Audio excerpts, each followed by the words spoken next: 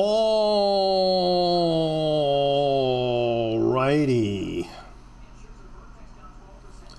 And what an interesting day.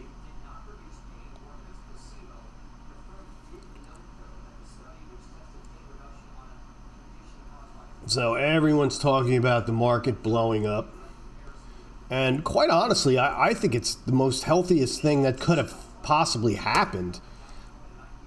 Because, I mean, let's face it, this thing is just like, I mean, this is the SPY. I mean, this thing's just been a moonshot.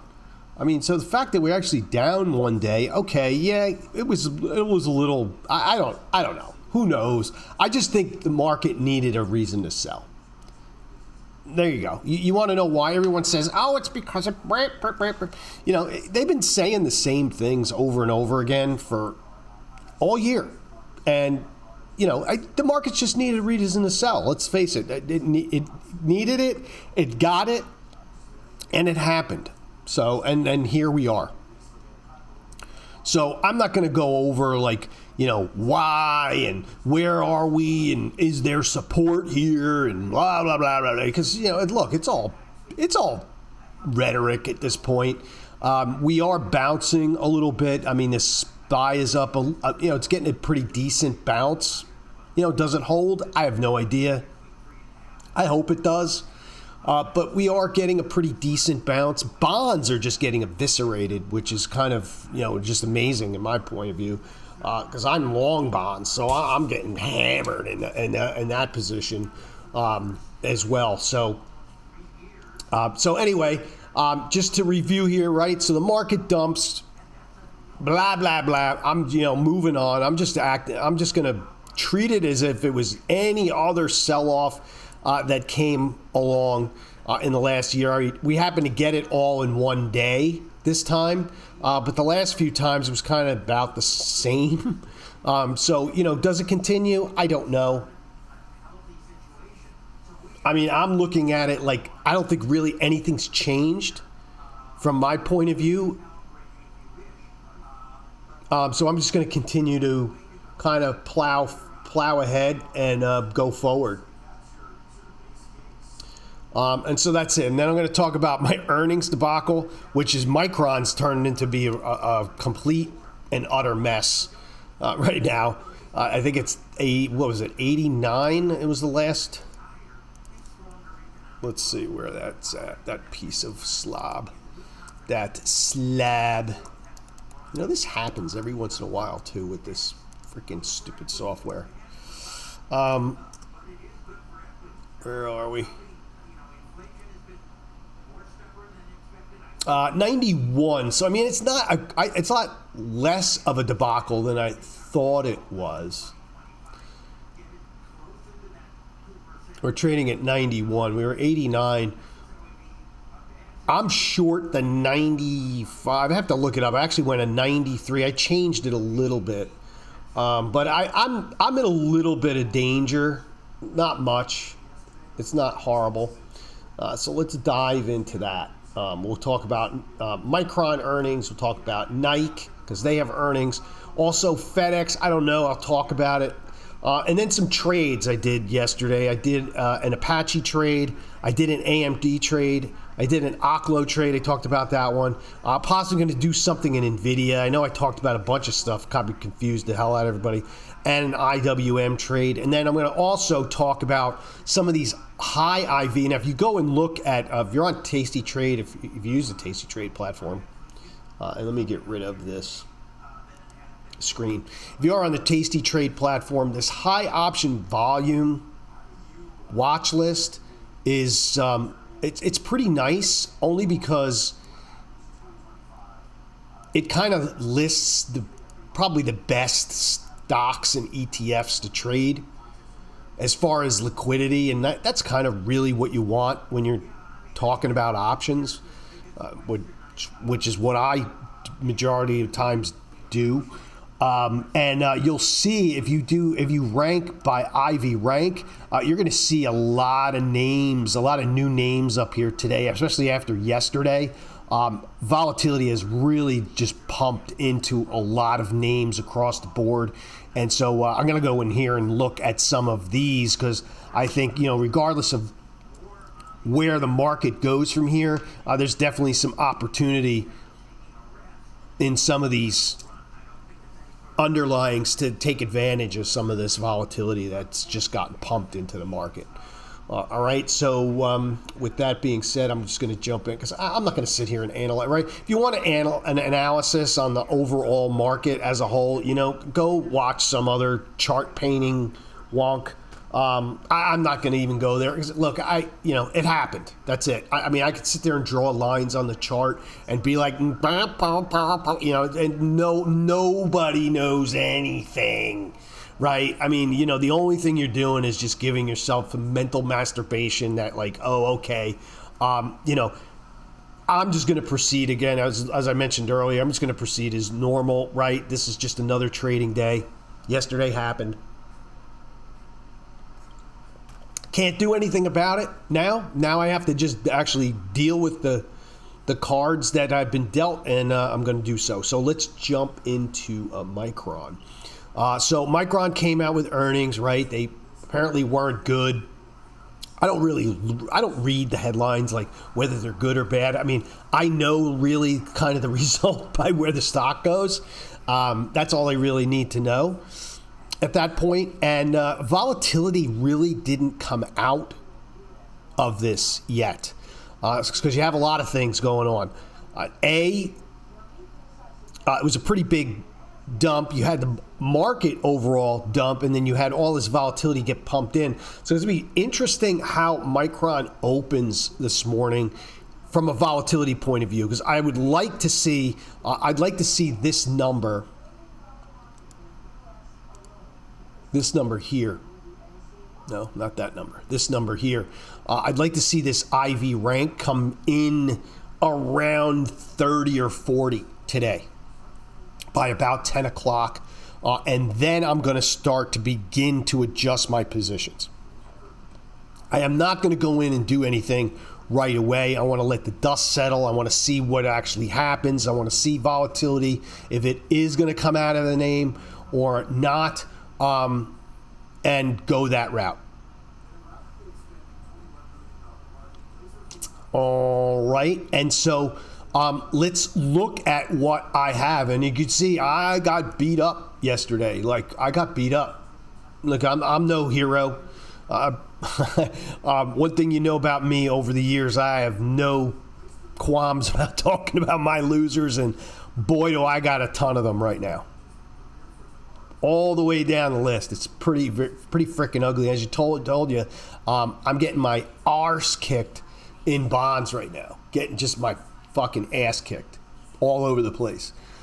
Me and probably a whole bunch of other people, but hey, it is what it is, right? Nothing's better for your underlying pride and your overall like power to survive is to get your ass kicked, right? So anyway, with that being said, let's look at Micron. Now, I had a couple now, the prices on these are all messed up. Now, you can't really go by this because this is priced as of last night. I don't think this is as bad as what this is printing. But I'm in this Iron Condor. This is the one I put on last night. Was the 93 130. The 130 strikes are fine. Not really going to do anything in here. This one's interesting because it's like we're right in the middle. I'm not even worried about this. This one's in February, and this one's completely out of the zone, right? I'm short the 80 130 basically, right? And there's nothing in here. I'm like, it didn't even breach that, so it's actually right in the wheelhouse on that one. And that one's February, so who gives a flip, right? So who cares? Now, with this one, what I'm going to do is I'm going to just leave. I'm going to leave the call spread. I'm not even going to touch it. I'm not going to roll it because the call end of this likely is going to be at or near zero anyway today when the market opens. So it's not even worth touching it. But this one, I'm actually going to, again, I'm going to wait until the market kind of opens, 9:45, 10 o'clock. with this one, and I'm going to roll these. I'm either going to roll them. Oops. And I'm probably going to roll these. And the thing is with this, if I roll these to January, which is what I'll probably do, I should have, I'm not going to have the strikes available to roll to, 1 for 1 because we had the $1 wides there. So I'm going to have to change it up a little bit. I'm going to have to roll possibly, really the only way to do this with any kind of real, like for like would be to do like a 92.5, 87.5, because I obviously, if you look down here, I can't do the strikes aren't available. So I can't do a 1 for 1 because here I'm in the 98, 80, 89, 93. Right? So I'm going to have to flip and go into a 92.5, 87.5. And I don't really know where I can't even go by this price either because I don't know where these are going to open. This could be completely different when the market opens. These are as of last night on the close, so they're not even close. So I have to see where that goes. So what I'm looking for is for this volatility to kind of tank out. And if it does, it will make this roll look a lot better. So that's going to be the first line of defense, is roll into a 92, 87.5 after the market opens and settles. Now, if it looks like Micron and the overall market is kind of showing a little resilience, I may actually get aggressive with it and do a 95, go out of the money, go in the money a little bit on the puts and do a 95.90. And why? Because that will give me a little bit more potential for some juice. I'll get a little bit more money and I'll be able to do it for a better credit. And I won't really use that much more buying power, if you notice here. Even though this is priced, I'm not going to use that much more buying power anyway. So it's kind of like, to me, it's, and it's kind of a way to get synthetically long this and hopefully make back what I lost. But that really depends on where Micron goes on the open. It was down as much as 90. I want to say I saw it print 89 last night. I don't know why this candle is not reflective of what happened, but I want to say it printed 89. I'm really forcing myself, and I don't know, there it is. I'm really forcing myself to try and use these tasty trade charts. And it's God painful, let me tell you. This charting, and again, I don't know if it's just me. I know there's people who say, it's fine, it works, and it does, and it's actually a charting package. It's just not very good, and it's not very robust. It doesn't feel easy to use, I guess, is what. As trading view, but I'm forcing myself to use it because I have it. I've had it for a long time, and I don't really chart per se. If you notice over the years, I'm not really one to sit here and paint. I'll do it just kind of pass the time, but I'm not really a chart painter. I kind of just look at price. Is price in a good spot where I should buy or sell, right? Blah blah blah, and then we do what we do. But yeah, it did get down to, it looks like it was about 85 it did last night. Wow. I didn't realize it went that low. But we're getting a really good bounce here today. This has actually gotten a pretty decent bounce so far. So again, if it keeps up, I'd be more than happy to roll that put spread into the 95.90. That is really where I want to be. But where I want to be and where I end up are two different things, right? I got to go with what the market gives me. So there you have it. So there's kind of the damage control on the Micron trade talked about yesterday. Well, it'd be roll, let the calls go, let it go. Don't even bother. You're not going to get a bid on them anyway. I think if you throw them out there for I don't know, I've done it before too. I think if you put them out there at like 3 cents, they'll take them off. They'll take them off for you, and basically like almost as like a zero, because they're not going to charge you on Tasty Trade for the sale. But you can, if it just makes you feel better to have them off since they are going to expire on Friday, just do that. Just stick them out there for 3 cents. Because let me go in there and look. Well, again, I can't even price them out because I don't know where they are this morning. So one thing that sucks, I have to say, in today's day and age, right, with the advent of crypto being like 24/7, the markets are 5 by 24. Rich, soon I think they're going to change that. I think that's going to change soon. I hope it does. I hope we go to a 24/7. Maybe if they want to give a day off, like, all right, you want to give Sunday off, then give Sunday off, then go 24/6 or something. But they need to change the option market, in my opinion. If you're going to let the stocks trade, and it's all electronic anyway, so what I cannot figure out is why you can't get all I want is I would be okay with not being able to trade options after hours. If they want to like cut it off at, say 5 o'clock or something, do an extended hours, go from 4 to 5 or whatever they want to do, and make it like a Globex thing. And then they open at like, make it like, if you want to have a cooling off period, make it like some of the commodities where they open at 8 at night. And then they trade, and then there's a cooling. Because it's all electronic, and all I really want is if I can't trade, all I want is pricing. Right? I want pricing on my options after hours. And that is kind of what, and I know it's a derivative and all this other shit, but don't tell me that, it's hard. Don't give me all bullshit that they've tried to give of why you can't do it. Because, to me, no. With the technology that we have and AI and all this other bullshit that gets spewed, we have the technology to do it. It's just they don't want to do it because it's control. So, to me, it's like, at least give me pricing. So I know when I do stuff pre-market, especially in options, I can plan. But at least give me pricing. So anyway, that is nor here nor there with that. But that's kind of what I'm looking for in Micron. And so let me just go and look real quick too where they would actually give me, and then give you an example of this. So if you want to do this one, you just highlight this one, and then do close position.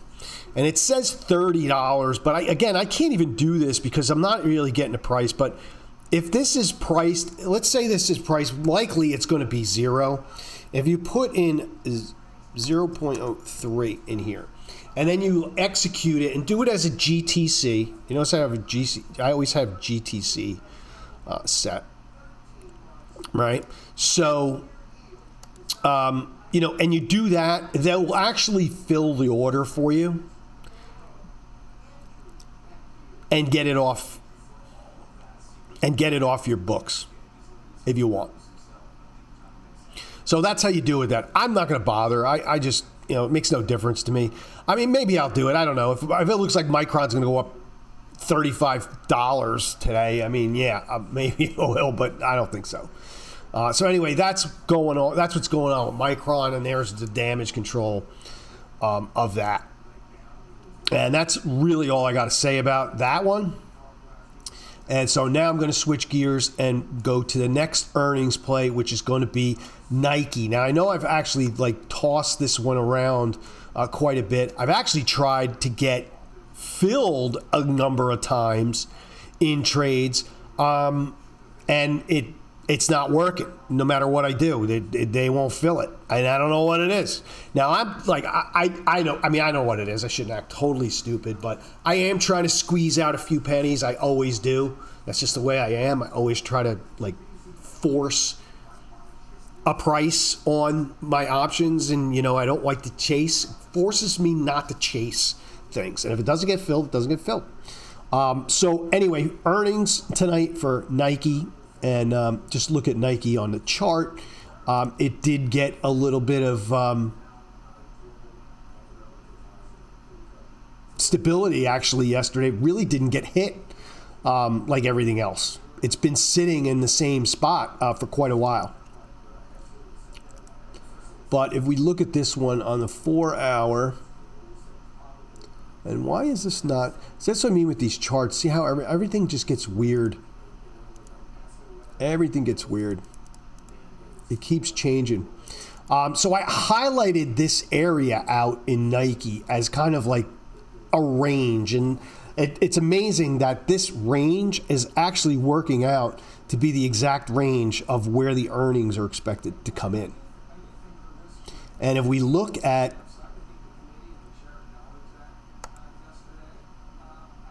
I'm probably going to go in January. The expected move, let's see, I always got to look at the expected move. The expected move in the Decembers is $6, but it's $7 in January.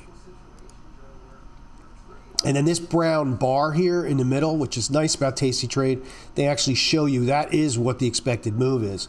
That is what this number is over here, right there. Okay, that's what this is. And they put it on here so you know where the strikes land. So, with that being said, on Nike,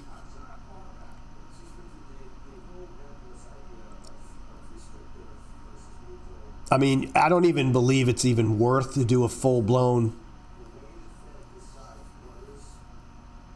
one standard deviation strangle at this point. You're really not getting paid that much money. I need to change my account. It always goes to my IRA, and I can't do these things in my IRA.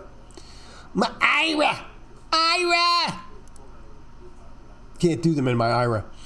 So if you do the true one standard deviation, a little better than one standard deviation, right? That's the other thing with Tasty Trade as well that's nice, is they always put this dotted blue line where the one standard deviation is, which is normally the place to be when you're doing earnings, right? That's going to give you the highest probability of success, is to stay at or around that line, right? And then we always try to skew it depending on how we feel, right? We should never do that, but hey, look, that's just part of the game too. Hey, if you feel a little bullish, then maybe you skew it above the line. If you're feeling a little bearish, then you skew it below the line, on the call side, right? So that's how you play it. But to do a one standard deviation strangle and to make $1.42. Now, these actually again, I got to wait to see how these price out, but based on the close, this is where they're at.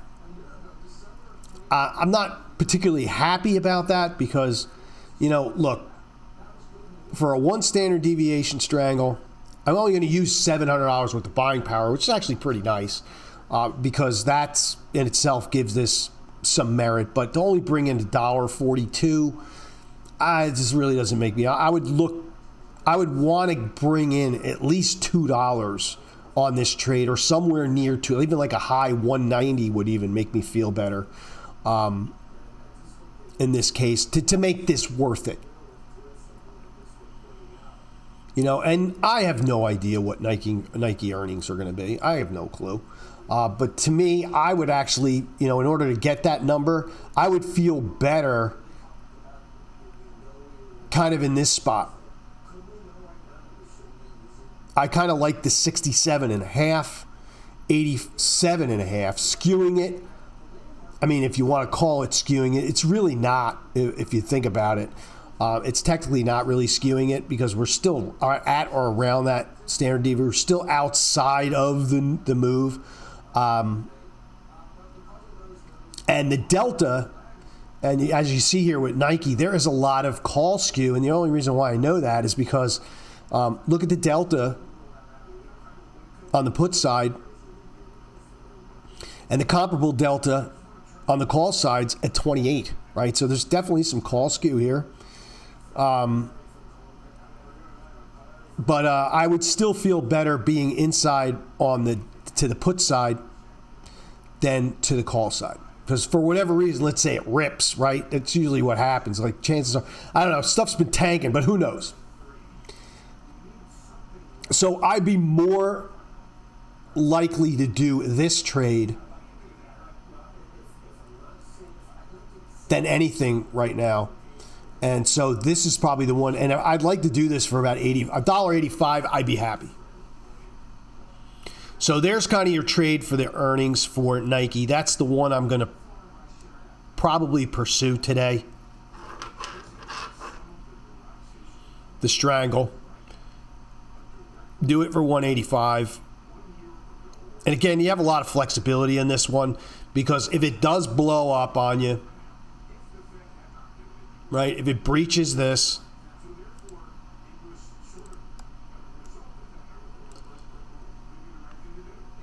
you can roll this. You have time, even if it does breach it. You don't have to do anything right away, because you got 29 days on it. So you do have time. So you don't have to panic. Same thing on this side. You don't have to panic. And to me, you got a pretty decent break even here. It looks like it's close to about, right, 65. So it's going to be the strike. So you want to find out what the break even is. Take your strike price on either side. So if you want to find out what your break even on the put side is, it would be 675 minus 185 with the premium you brought in. And that would be your break even on this side. Same thing on this side, but you're going to add it. So it'll be 8750 plus. So that's how you figure out the break even, or you can just use the chart and it does it for you. All right. So pretty slick. Very, very sleek. You know, and if you want it to look a little more sophisticated, right? You have this, where this actually gives you that Theo kind of price.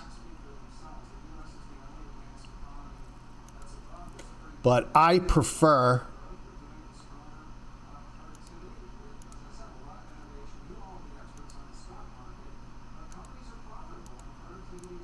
the other one, because it just looks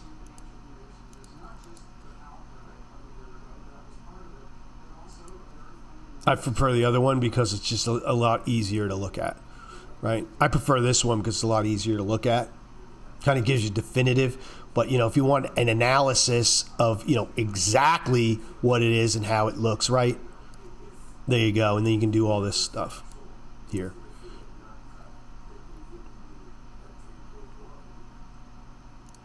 But that just kind of muddies the waters. I don't want to look at it. To me, honestly, I don't want to look at it that much. I'm not literally looking, I know what I need to do.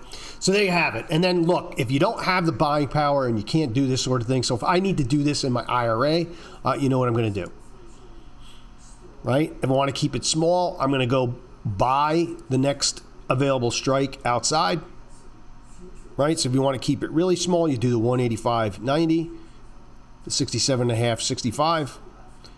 You'll bring in, I would try to do this for 60 cents and I would force it and, you know, not chase it. And if it goes, it goes. It doesn't. You're only going to use $190 worth of buying power and you still got a 70% pop. All right, and that's what that one looks like on the curve.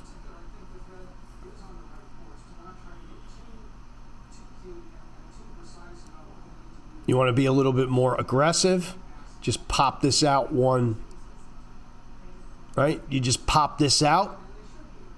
I don't think we have a 62. We don't have a 62 and a half. There is no 62 and a half on this side. How about that, huh? That is interesting. That is definitely interesting. There is no 62 and a half. I wonder why. What happened? They forgot? They forgot about 62 and a half? That's odd. That is really odd. And so anyway, you would have to do... Yeah, you'd have to move this to a 65. I don't even know if I want to do that. Yeah, so you can't really move this into a traditional iron condor because you just don't have the strikes. You'd have to keep it. All right, so you only have those choices right there. If you want to use these strikes.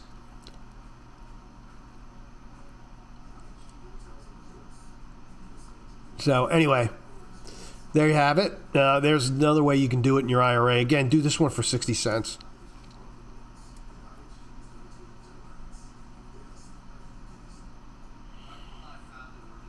Right, and so there's Nike. That's really all I got to say about that. So those two are there. And then I'm going to cover FedEx. I'm not a fan of this stock at all. And it's not, I don't have anything wrong. Not that there's anything wrong with FedEx as a company or anything else, but I've had some bad experiences trading FedEx. It's not the greatest trading vehicle. I don't know where it ranks. Where does it rank liquidity-wise? Yeah, liquidity's bad. See, it only gets a 2-star rating on liquidity, and that's kind of why I can attest to that, because I think the liquidity does stink in here, and I've had problems getting out of trades. The other thing I have a problem with is these spreads. I mean, look at some of these spreads. These are ridiculous. This one's almost $2 wide. Like, what the? Like, what? Like, what? What? But here, look, as you get out here, the spread's kind of thin, right? They start to thin out. They start to get a little better, in fact. Some of them aren't that bad. This one's only 20 cents.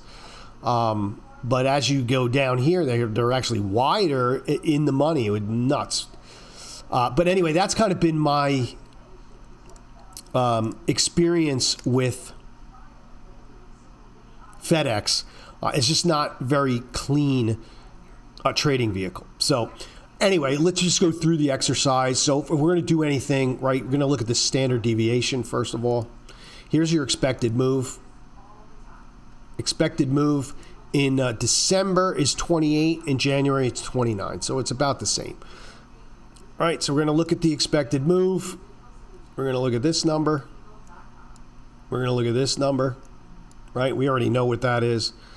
We're going to come in and say, all right, what is like outside the one standard deviation, which always gives us the highest probability of profit. So the full-blown one standard deviation strangle, which is the 230, 320, well outside the expected move. I was going to bring in $6.04. You're going to use $2,700 worth of buying power. It's heavy. Like, let's face it, that's thick for a lot of folks, you know. But you got a 77% probability of profit.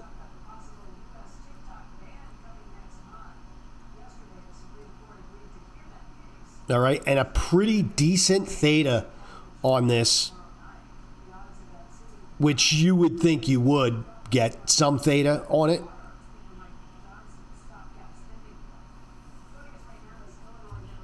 And overall, from a delta point of view, it's a negative delta.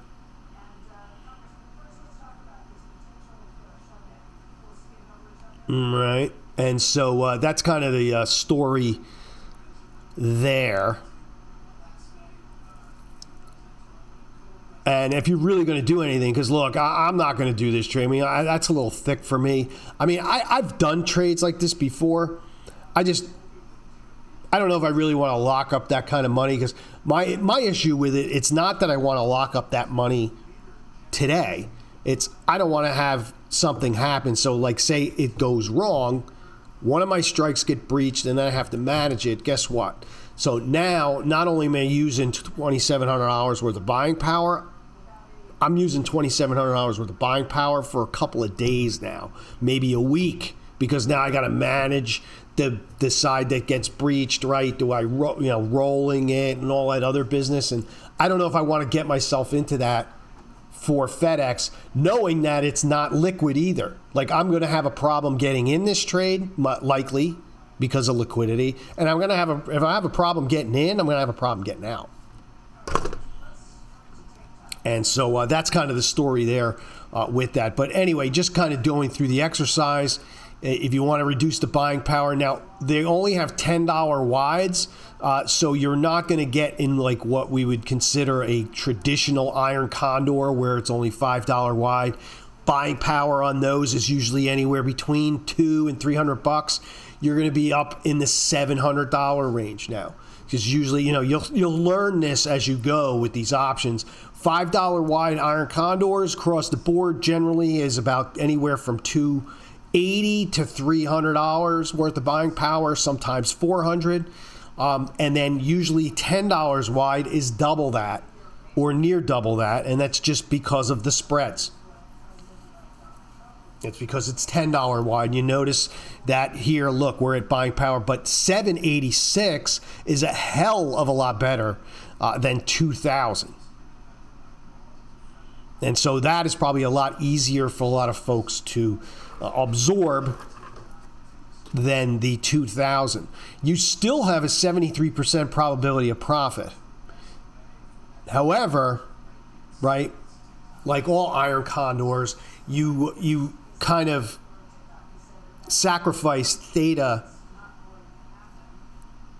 by going in the risk-defined trade, right? So that's kind of the story there. But you're still bringing in $214. Now, structurally, I like this trade. I really like this trade, and especially if I can get this between 215 and 220. If I'm able to even get this 220 today, like say volatility kind of jacks up a bit on FedEx, and you are able to get this 220. Again, I don't know where this is going to be priced. This is going to be priced. It may even be priced better than this today. Likely it will, given what happened yesterday, right? So likely it will have a lot more juice in it today than it did last night. But if I'm able to do that, I actually may do this trade, but again, not force it. If I get in and I get in, and the reason I'm going with January and not December is this is the last stock that I want to get caught in like a one-day expiration type of deal and buy the options or do anything with the options that expire tomorrow. Not this stock. If it was any other stock besides FedEx, and why did I change the IDWM? Any other stock besides FedEx, I may give it a shot. But you notice I'm not even doing it with Nike either. And Nike's generally a fairly liquid vehicle. But I would stay away from doing that kind of trade in December. And, again, if you've done them before, go for it. I can say I've done them, more times than others.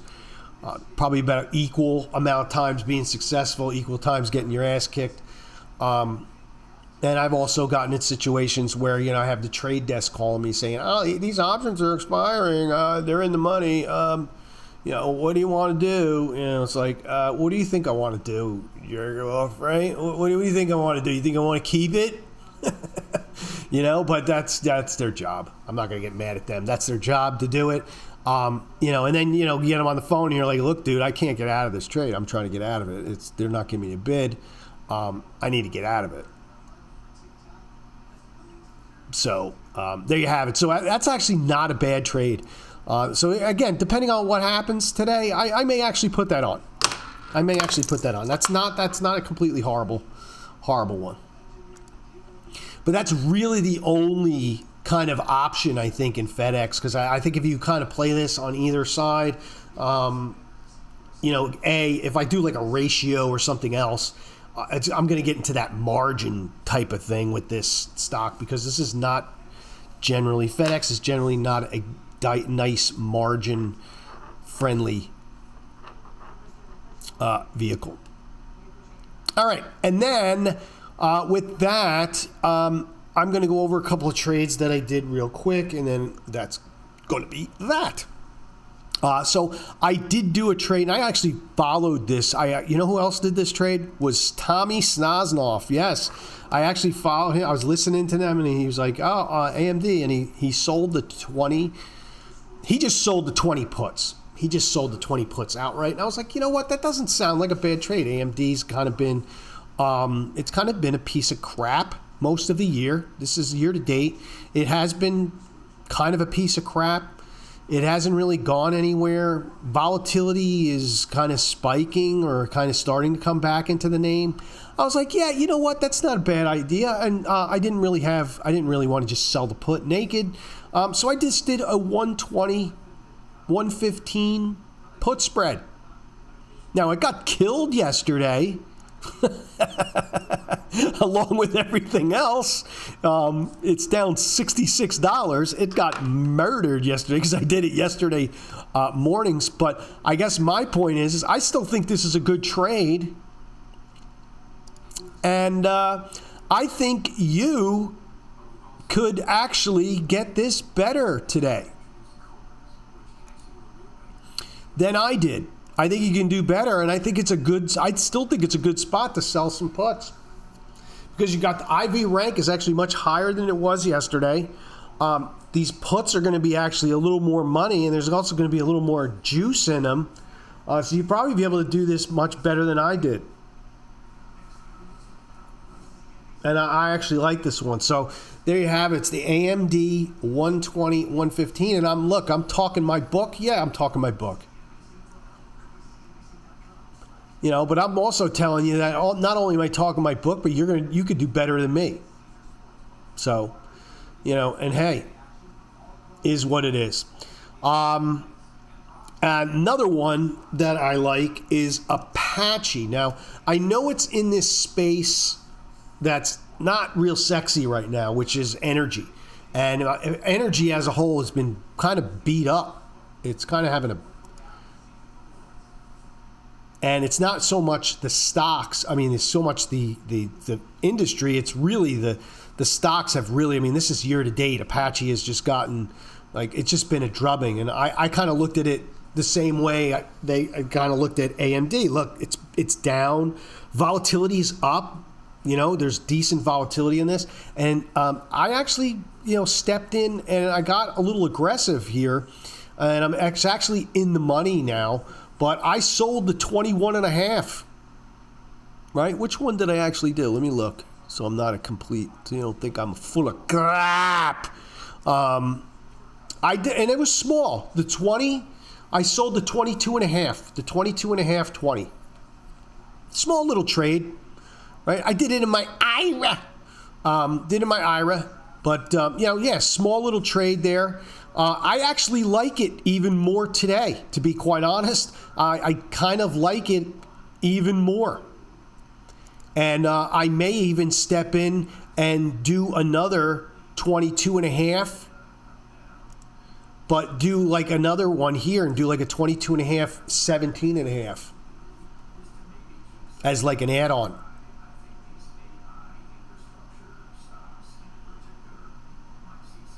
You know, nice thing about Apache, low margin, relatively stable liquid stock as well. Liquidity in here is pretty good. It's not terrific. I mean, it gets a 5-star. So, I mean, generally it's really good. And so I like it, and get yourself a little positive delta on this. Or you can just buy the stock. If you want to just buy the stock then. Just buy it. Just buy it. Just buy the stock if you want. I don't usually like to do that. I mean, if I'm going to do anything, I usually like to sell the put. And then if I get assigned, yeah, so what? I was going to buy the stock anyway, and I'm like, yeah, all right, if I get assigned, yeah, good. Give me the 100 shares, and then I'll start selling calls against it, And I'll just trade the living piss out of it until it's gone. But anyway, so there's another one for you. Apache, small little dinking dunkers they can do, and I like this name here. Right. Also, Oklo, I tried to get in that trade from yesterday. I tried.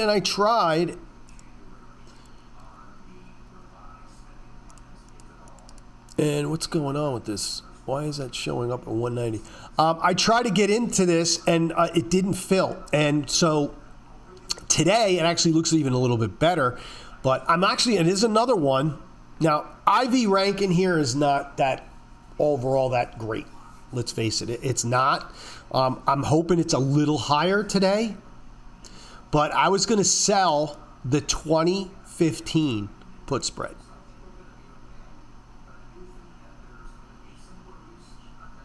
Right? Only using $155 worth of buying power, cheap trade, max loss is $155.